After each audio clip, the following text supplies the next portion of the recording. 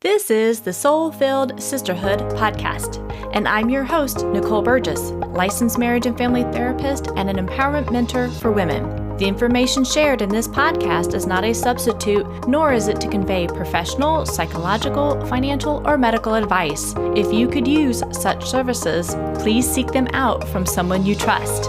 Now here is today's episode. Episode 81. Before we dive into today's episode, if you are liking what you're hearing on the Soul-Filled Sisterhood podcast, I encourage you to go out to iTunes and leave me either a star rating and/or go in there and put in an actual review itself. It helps with the algorithms, which then helps promote the podcast for other women to find it when they're searching in iTunes. Thank you again for your support. Now here is today's episode. Well, welcome, sisters. I'm really excited about this next conversation. I actually have a returning guest. It's Tamara Powell, and she was in episode 3. Her and I have decided at the end of every month over these next 8 months, Tamara and I are going to talk about subjects we hear so often from our clients, things that we've worked on ourselves in our own lives, but also how we really support our clients as well. Oh, and by the way, we're going to have an awesome collaboration coming up, so you need to kind of stay tuned over the next couple months before we announce it. So just in case you don't know, Tamara Powell is a licensed therapist, university psychology instructor, and an empowerment coach who believes life should be lived as a journey that is, quote, anything but ordinary. Her work is specialized to help individuals break free from toxic cycles of distress, dysfunction, and dissatisfaction with life that is created when trying to live according to someone else's rules.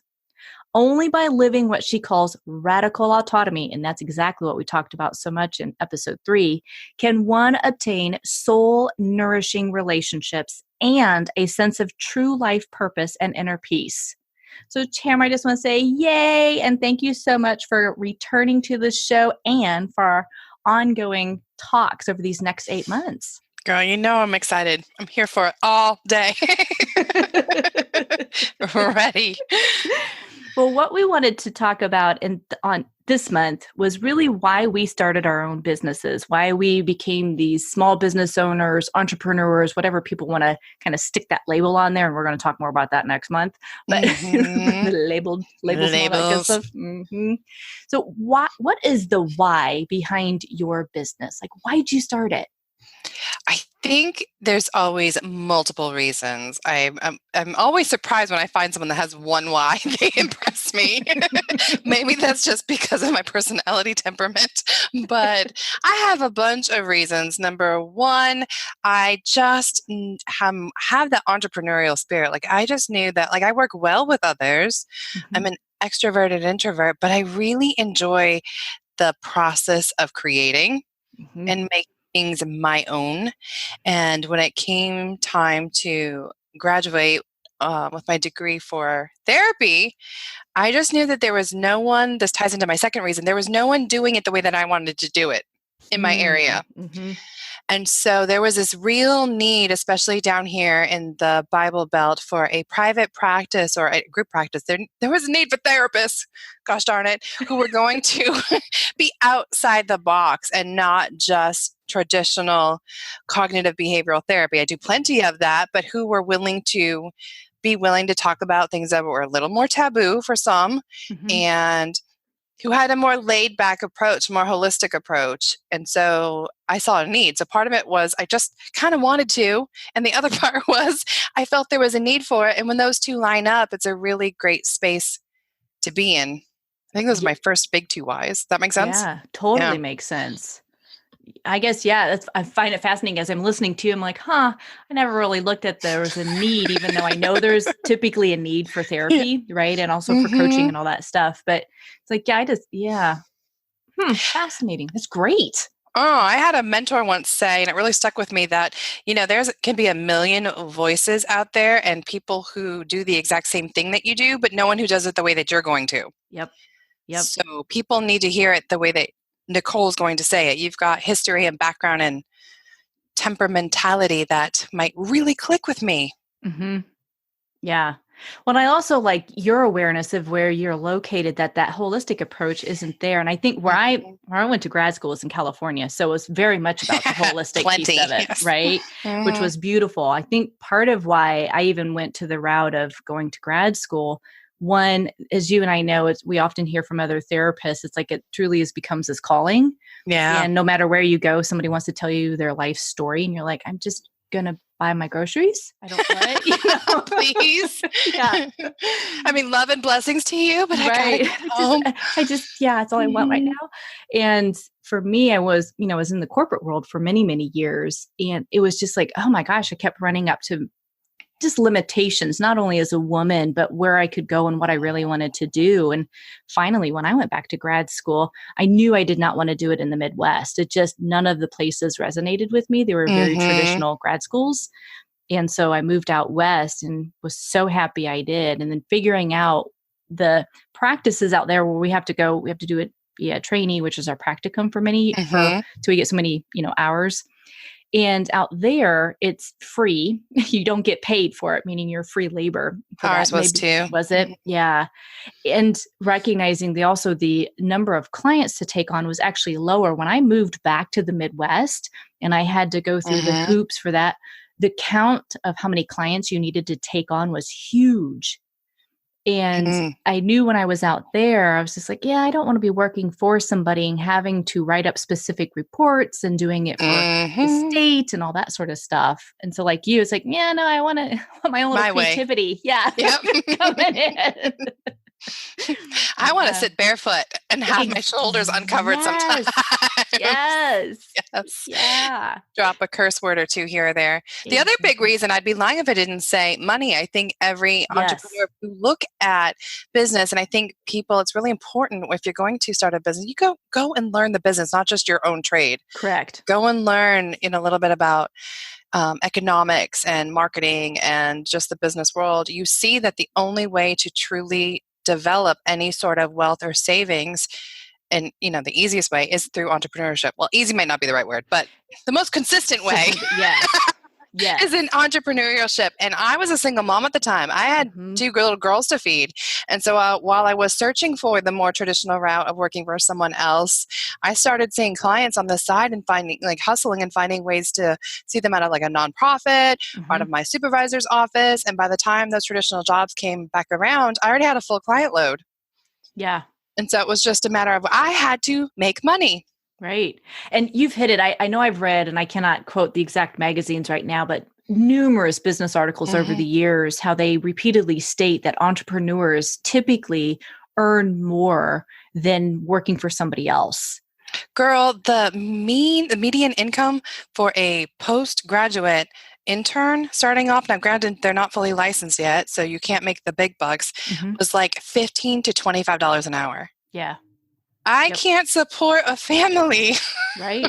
on that. So solidarity to everyone out there listening who's trying to do that, and is trying to find the side hustle and the dual income. Yeah. It's tough. It is. It really is. And again, like what you said, though, it's like you may need to do this stepping stone for now. One, Yep. whether you're gaining your licensure or building your business because you're not sure, you've not had any business classes. I did. Right. But it's looking at like, oh, this is how they're doing X, Y, and Z so that you Mhm. can replicate that on your own. Yeah. And it's the same thing for the coaching business, too. It's like once you kind of learn how to do the therapy side of it, it's like you built one business, you can do another business as well. Um, Absolutely. yeah. Underwater basket weaving. Just at this point, it's like Right, you can replicate, yeah, once you got right. that model down. What did you find when you were building your business or even over the years? Did you have anything consistently kind of come up for you like, oh, it wants to, like a fear that came up for you that tried to run you off over and over and over? Or did those shift and change over the years? I know that's a loaded question, but I'm going to ask it anyways. Can I say both? Yeah. Because as I'm asking it, I was thinking the same thing. I'm like, it's both. Yeah. There's consistent themes, but there's certain ones that bite my ass more than others. Hmm. And again, for me being situationally where I'm at and being a bit of that rebel purple sheep in the area, um, there's certainly, I don't feel like the black sheep because I'm not completely like, kicked out of the herd, but there's certainly like, we don't know what happened to that one over there. Mm. So There's certainly the first big fear is like a fear of stigma of pushback from one side or the other. Yeah. And that has come into play with like content creation's a big one. Mm-hmm. Or where do you go network? How do you network? What do you say when people are like, what do you do? Mm-hmm. Are you going to go with the basic, I'm a therapist? Or, Right. you know, when they ask, what's your niche? And I'm like, you know, Mm-hmm. sexuality, polyamory, kink, all those other things, spiritual abuse. They're like, what? So that's big fear number one is probably fear of being kicked out of the herd. Mm-hmm. The microscope. The other big one was, this is going to sound so crappy, but I think we just have to own it as entrepreneurs. What happens when you're no longer willing to charge what everyone else is charging? Oh, it's a huge one. I mean, you and I know So- we've had this conversation so many times Mhm. offline, but it's an ongoing issue within the field about doing it differently and not staying within that range. Yeah. Which leads into the third one of most entrepreneurs have this. You have a variable income. That's freaking scary. Mm-hmm. So that came up multiple times. And then I had this other one that I noticed when I worked with one of my mentors was I appear to have this pattern where I feel like it has to be hard. That's like my operant conditioning. So every time I would reach a new income level, my subconscious would find a new way to sabotage and make it hard. Yep. So, oh, great, you're earning more money, but now we need to work nights, or let's take on another project. It's like, why can't it be easy? I don't identify with that at all. Right? I'm sure not. Yeah. It's amazing though, right? And I know this is part of why you and I are doing this collaboration over these next months is really helping others. And I've talked about it so many different ways on the podcast as well. And you did on yours too, regarding the belief systems and those preconceived ideas, mindset. Yeah. All these ideas that we have grown up with, their belief systems, and being able to first and foremost bring them to the awareness so we can start breaking them down. And when those fears come up, a lot of it's like, it's normal. All right, now what do you want to do? What's that next step? So you're not getting stuck in that fear, and it just stops you from growing and changing and leaning more into the business you really, truly want. That's where all the good stuff lies. Exactly. What were some of your fears? One, I think it was, could I even do it? Could I even make this business, happen and actually earn a living? Because we're in the Midwest, when I was thinking of going into this career, I had heard over and over and over from certain family members, but very, very few friends. I had most of my friends were like, you could do it, go Nicole. I'm like, oh my gosh. But some other people would be like, you can't make money in that. No one earns money in that. Oh, I got that so often. Yeah. From our own people. What is that? Right. And so that really stuck with me. And then as I slowly started to build it, I'm like, wait a minute. I can make this work. Now, there was some lean years, granted, especially living out in California, cost of living was so high. But I also wasn't afraid to take on other jobs if I needed to make ends meet. That's just kind of how I do stuff. Me too. And so then, let's see, another fear, I think what you said is like, I want to make sure I fit in with the tribe, that they don't think I'm really off. And so sometimes I honestly wouldn't even share some of the stuff I would do because I knew there'd be some backlash on it. I'm like, I'm just not going to say anything about that. Find my peeps that are okay with it, that will support me no matter what. Like, try it, see what happens. Right. Love it. Yeah. I figured out on the way down. Right. Let's see. Another one like you talked about is, running into those upper limits, belief systems, like how much you can earn and what does that mean? And, you're really greedy. You and I've talked about. I hate that one. Yeah. Because I've talked with other therapists as well, that you run into that as a healer. Like somehow it makes you really greedy to earn money. And it's like, well, if I actually am able to support myself and I have a business that is sustainable, that means I can actually serve more people, which means I can also do pro bono stuff over here or give back in a whole different other way. So Absolutely. I think I'd like to be sustainable. Otherwise, there will be no business. And then where are people going to go? Right. And I've had conversations with clients on that too. If they've asked why my investments in themselves is the price that it is. I'm like, one, you're paying for experience. And two, this is first and foremost, it's a business. Right. And in order for me to have my doors open and to be able to serve my clientele, this is the investment for that. And not only that, but to be able to hold that space for them so much better. If I'm Yes. seeing 8 to 10 people a day, I can barely get my paperwork done. Yeah. I am burnt out. If you see me in the evening, you are wishing you were one of my morning Yep. clients. Yep. I don't have time to be thinking about you in between. Whereas my, clients know that as I'm reading articles online, I'm thinking of them and storing them Yep. aside for them. I'm going to be checking in on them potentially if they're coaching clients, not therapy clients. Correct. You can just go so much harder for them. Yeah. And that's a great point too. And I think that's one thing some of the women that I've worked with, right? The fear of either asking for a raise or the fear of Mhm, raising their own fees or rates, for their own business. I work with both. And mhm. it's like, are you sustaining what you need to in your life? Well, no, I'm not doing any time for me. I'm not doing that self-care. I'm not taking any vacations. I'm like, well, you're heading for the burnout. Right. So yeah, it's like it's going to get passed on to your clients too. Like you said, it's like you're not being able to be fully present with them Mhm. if you're not, yeah, being taken care of as well financially. Yeah, Absolutely. I love it. What were some of the first hurdles that you overcome or the really positive surprises that you were like, "Oh, wow, look at that. I'm doing the thing." And it wasn't as scary as everyone made it sound. Were there either of those? Yeah. As you said that, I'm like, wow, that just transported me back to when I started my first business in California. I actually shared it with a supervisor. She allowed me to go into her private practice Mm, and kind of start up there. And it was so helpful because periodically, I'd be like, hey, can I ask on this? And she would really help with that. But it kept going back like, oh my gosh, can I really do this? Can I actually run this business and hold space for clients and do what I need to do? And like both parts. And the more I did it, I was like, I really can do this. I can get the mhm. billing in that I needed to because I used to take insurance and do what I need to, and they would get paid, and I could answer these phone calls. And so, yeah, that confidence continued to grow as I watched myself just continue to take action and watch my clients heal. And then them being able to say, oh my gosh, I've done this before and it hasn't been helpful or whatever, or they're just really, what do I want to say? They felt so heard and supported, whatever pain Mhm. level they were at, and to watch them progress. So I used to deal more with, I want to say like a lot more heavy of the traumas, more of the trauma Right? work. I still do some of that, but not as much, and some addiction stuff. But yeah, it was just like watching them progress. It was like, yeah, I've got this. So yeah, how about for you? Hmm, I would say I was pleasantly surprised at how quickly I was able to build the practice. Mm-hmm. I mean, I didn't know what the hell I was doing as far as fees went, but Mm-hmm. so Hmm. I was charging way too little. Um, but it worked out okay because I was able to keep my overhead pretty low. Yeah.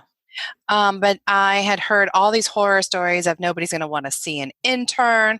So Mm-hmm. if you're one of those people listening right now and you just got this random idea or you're just starting out, do not listen to the naysayers. Correct. It's not as hard as everyone makes it out to be. I mean, Mm-hmm. certain moments are challenging, but I no, there are always plenty of people who need exactly what you want. So that was a pleasant surprise. Um, the big struggles I had, not surprising to my personality, was really feeling um, I wouldn't say ostracized, but pushed back. It was almost like, Mm. and I think every industry has that. Everyone seems to have this group mentality. We're Yep. all going to join together and do it this way. Like it's an unspoken rule. Like, and we don't talk about it. It's like Fight Club, but it's Yeah. but it's here. And trying to navigate for me social media. So not like this vulnerability hangovers. I think have always been the biggest challenge of entrepreneurship. And I hear that from every entrepreneur I work with, Mhm. regardless of what field they're in. Yeah. It's how do you put yourself out there without feeling sleazy? And especially if other people are like, what are you doing? Girl, that is not how we all agree to do it. Okay. Yeah, and then Yeah. I know for me, if when I hear that, there's Hmm. times then I start to doubt myself. I'm like, "Oh, am I doing something that's illegal? Is it unethical?" Right. And I go back and I'm like, "No, it's not. Nope. It's just Nope. Nope. Nope. okay." Yeah. And you started out doing cash only, which was amazing. And Yeah, I that worked out started well. out, yeah, and for me, it was enough just to even start the practice of like, screw this, I'm gonna take insurance. I don't care. I needed the marketing already to kind of be done for me so Sure. I could get my feet on the ground and get a business going. Mhm. And that really worked. And then when I moved again and then moved again, I can relate. yeah, it's like leaving the insurance there because it really did. It filled my practice up really quickly. Now I Sure. no longer do that. But like you, it's just like, yeah, once you kind of get going on this, like, you start to learn and okay, yeah, raise the fee. All right, got it. So, I just realized there's just so much fear-based energy out there, and I was kind of yes. surprised at that. I think I went into entrepreneurship with very idealistic rose-colored glasses, which actually have sustained and served me well. I just Right. realized the rest of the planet doesn't always have those. Yeah. And a lot of the things that I had heard as a student or a young, opening, burgeoning entrepreneur weren't as true. They didn't have to be my truth. Yeah. I think that's the biggest distinction right there. It's like, Mhm. that doesn't have to be my truth. Mhm. So yeah, whoever's, and I had some incredible supervisors in California. I mean, they were so supportive in so many ways. I'm jealous. Yeah. I mean, I've heard some horror stories from people with their Mhm. supervisors, and I had some incredible ones because I had a couple that actually talked about business and going into private practice. Wow. Yeah. I had That's those rare. that were really good about giving supervision and gaining clinical skills. And they didn't have as much of the limiting beliefs in some levels, Mhm. right? But they're like more what you're talking about, like it's only this way and you can't do that. And no, this is how it works. And it's like it continues to evolve and to change. And yeah, the more we break out of these old belief systems, the field begins to change and more healing can actually happen, because that's why we're helping others, is so they can break out of those old concepts and say, this is what works for me. Amen. Yeah. Take me to church, Nicole. Yeah. Yes, ma'am. That was But good. But it's hard, I think, because we all have these conditionings. And unless we're willing to really get curious about, well, why is that true? Where is that stated? Give me the facts behind that. It's, it's the gentle questioning. It doesn't mean like, you suck, you can't do this. It's more like, yes, well, tell me more Right? about this. Hello. Shoes weren't always made out of leather. Before that, it was something else. So who was the brave Correct. soul that was like, wonder what I could do with this? Yes. And then we started Exactly. assembly lines. Like we always Oh, need to yeah. have innovation. And this comes from the business world, that if you don't innovate, you're not willing to stay on that Mhm. edge, you're going to die. Correct. Business wise, bottom line wise. Correct. I was actually just reading a book, and I'm in the fiber world, and they were talking about the wool industry here in our country.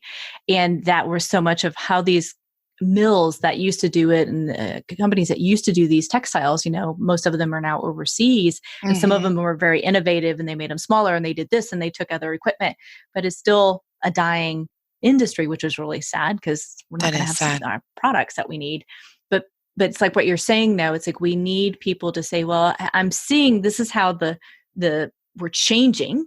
Right. Either we need to change with it or we're out of business. And many of them didn't want to change with it.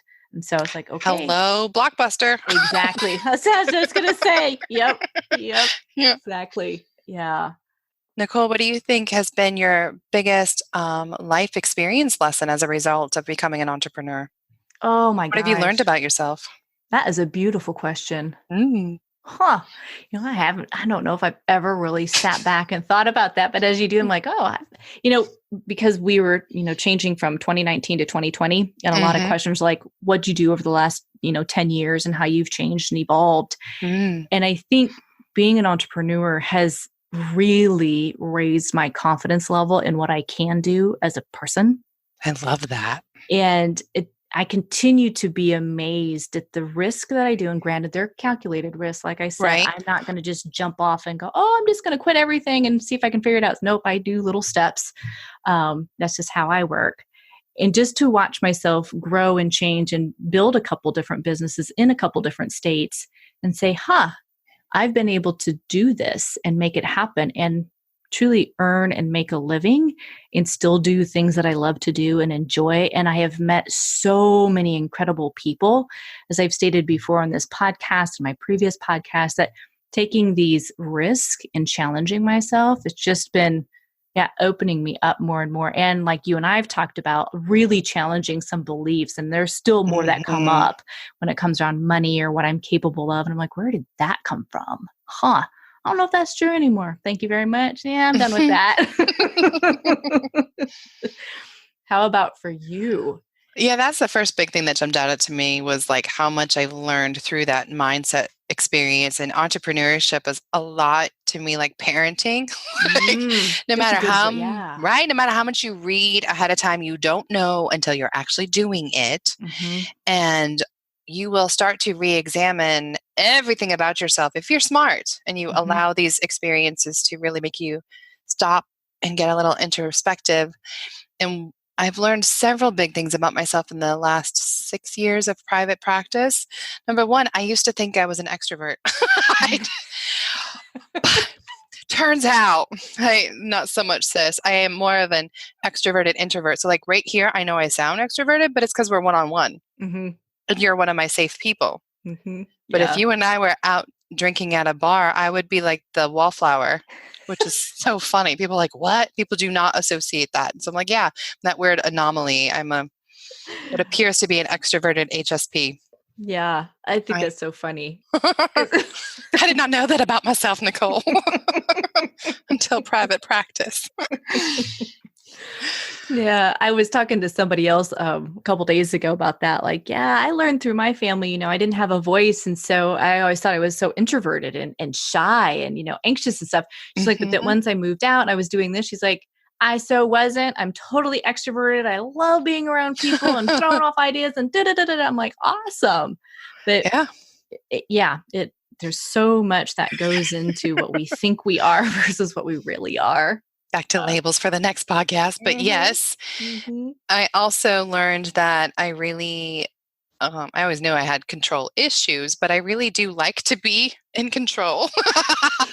And so I thought I wanted to open up this holistic group practice on my own. And then I started hiring people as independent contractors, and it crashed and burned a couple times. And I realized, you know what?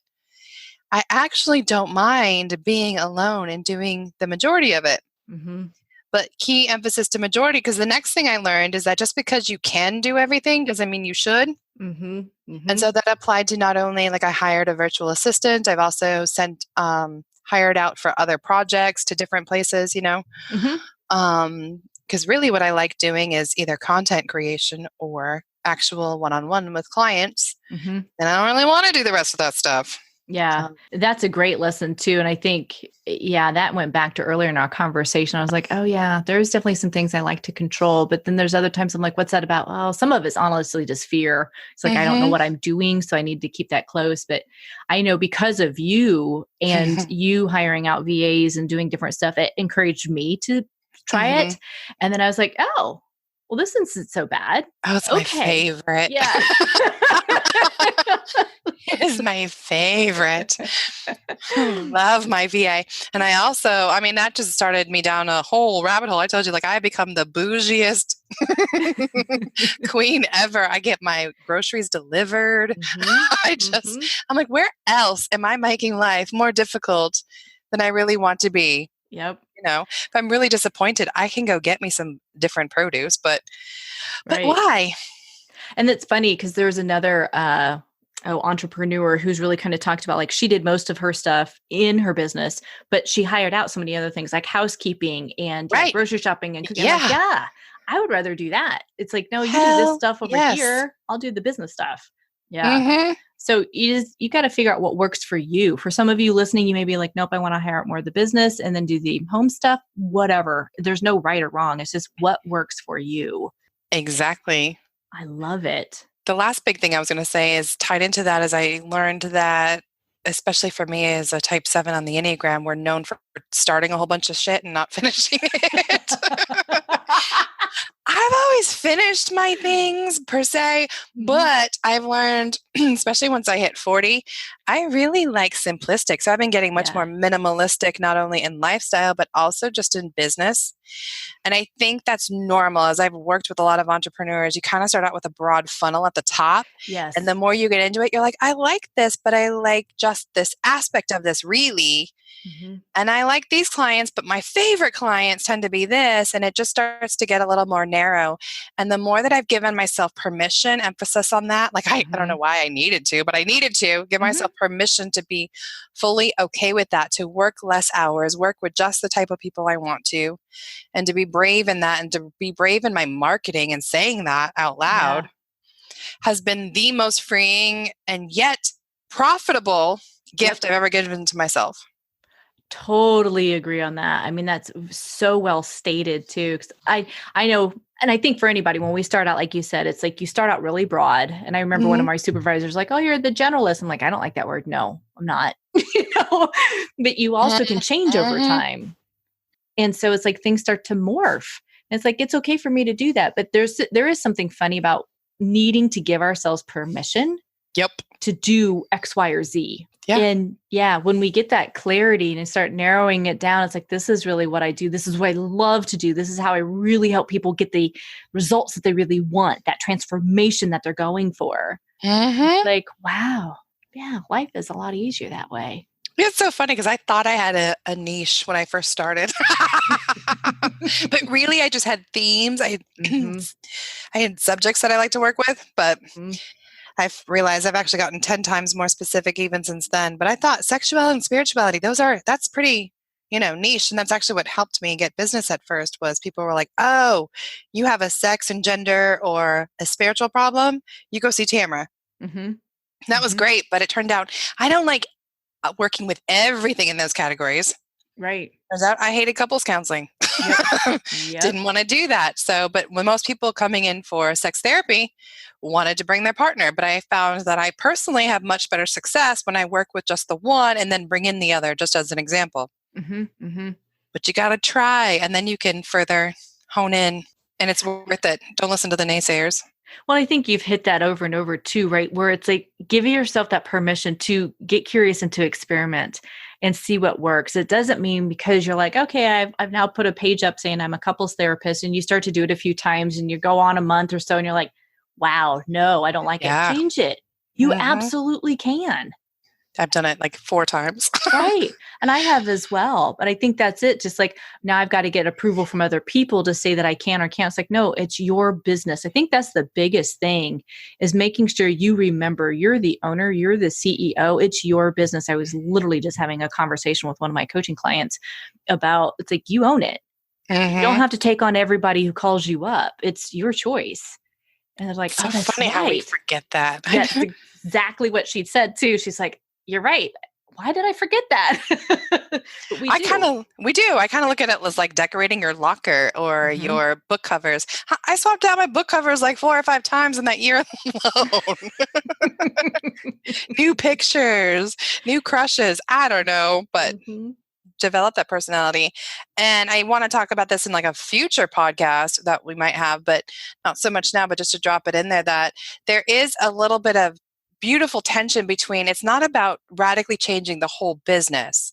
Right. Those businesses do struggle. What I'm actually talking about is just further defining. It's like taking a low resolution picture and getting more higher and higher def with it. Does that make sense? Absolutely. That was a beautiful way of saying it too. Yeah. So like whether you're taking spirituality and it's like, that's a broad topic. Right. And then you narrow it down and narrow it down and narrow it down. It's like, this is specifically is what I, work with and deal with. And I had somebody say, I think it was a couple years ago now, and I've loved this concept. And so I share it often with my clients about if you're trying to bring people in, it's like the more clear you get on the type of client that you want, then your goal is also to repel those who are not a fit for you. Oh yeah. You and I've talked about that plenty. Yes. But that brings up mindset issues. You got to be okay with repelling first of all. Correct. Yep. Fear, because that fear of not being able to have a business, own a business, or bring enough people in. It's like, oh, but I have to take everybody. It's like, actually, no, you don't, because you're not being fully of service to those that you're serving if they're not a good fit. And business research shows that you then build more raving fans, and you have to have that to continue to increase your profits. Like you don't want to just work with people or topics that, it's okay. Like people can come in, I will talk to them about test anxiety, but that's not really what lights my fire. Right. And so we'll probably get good results, but they're not walking out of there going, oh my God, thank God I found Tamara. Yep. I want the ones that are going to be raving fans. And you don't need a whole lot of those. Like you got to take a look at, you and I have talked about this before, like reverse engineering your goal. How many people do you actually need to see a week? Yep. I mean, I think I see like 20 if I'm doing just therapy, not coaching. Girl, there are more than 20 people in Pensacola that like me. Right. It just kind of helps the anxiety a bit to go, I only need 20 raving fans. Yeah. And again, I like that mindset of just beginning to challenge that, get curious about it. It's like, what is it I'm telling myself about this where I can't make this happen? And it's like, yeah, there's 20 people here. I think I can make this work. And I think, yeah, if they don't like what it is that I do or how I do it, like, cause I bring in it is CBT and mindfulness. And there's like, I bring in a lot of different things. And for some people, when I talk to them on the phone, they're like, oh yeah, no, I'm not going to do that. I'm like, okay, then I'm not for you. That's totally fine. I don't take it personal. Here's some other resources. Move on. Absolutely. Yeah, I love it.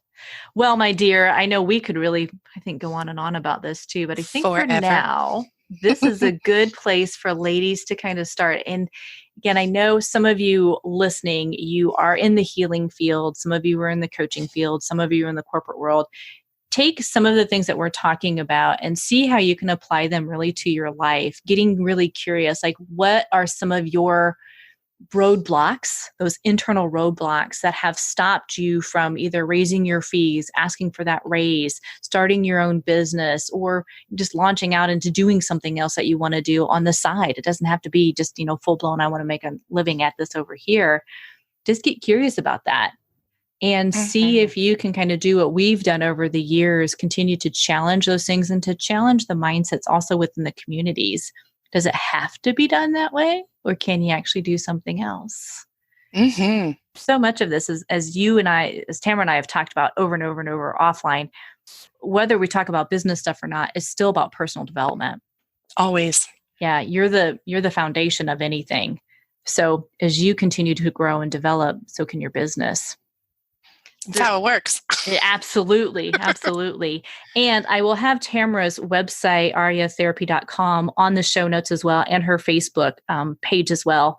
It'll be on the show notes so that if you want to find out more about Tamara, because you haven't listened to episode 3, you can go out and check her out that way as well. And you've got your own blog posts and stuff that you do too. So there's all kinds of goodies out there for people to look you up and check you out as well. Is there anything else you want to add before we say goodbye? No, I think you covered it. I'm excited. Okay. Beautiful. Well, I continue to look forward for our ongoing conversations because we've got some yummy stuff coming up too. So thank you so much for being on, Tamara, and we'll talk again next month. Thank you, my dear. Thank you for listening. If you haven't already, I invite you to go out to iTunes and please leave an honest rating and review. In the podcast world, this really helps other women find the podcast and they can see if it resonates with others out there. So I really appreciate all your support and leaving me a rating.